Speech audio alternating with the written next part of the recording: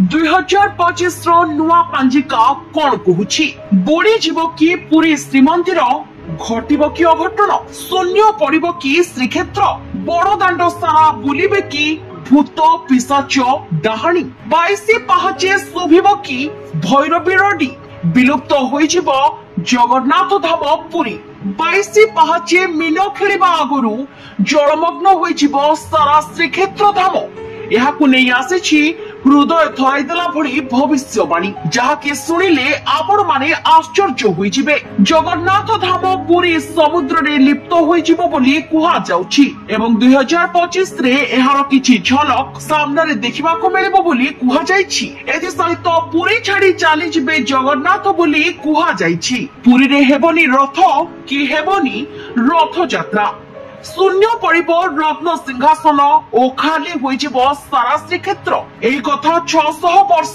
तले अच्युतानंद महापुरुष मालिकारे लिखिथिले। वर्तमान तांको लेखा द्वारा होइतिबा भविष्यवाणी चर्चा हेबारे लागिछि। भविष्य मालिका एक पुस्तक अटे जेउथिरे आगत भविष्यत सब लेखा होइछि। कुहा जाए ओडिसा रे 1 लाख मालिका पुस्तक रहिछि। एथिरे खाली ओडिसा नुहे अन्य देश और भारत विषय भी लेखा होइछि। अमेरिका जलरे बुड़ीजिब रूस हिंदू राष्ट्र होइजिब लोक माने कीट पतंग परि मरि जिबे एही भली अनेक कथा लेखा होइछि मालिकारे बोली चर्चा हेउछि। मालिकारे मध्य लेखा थिला भारत को इस्लाम देश आक्रमण करिबो।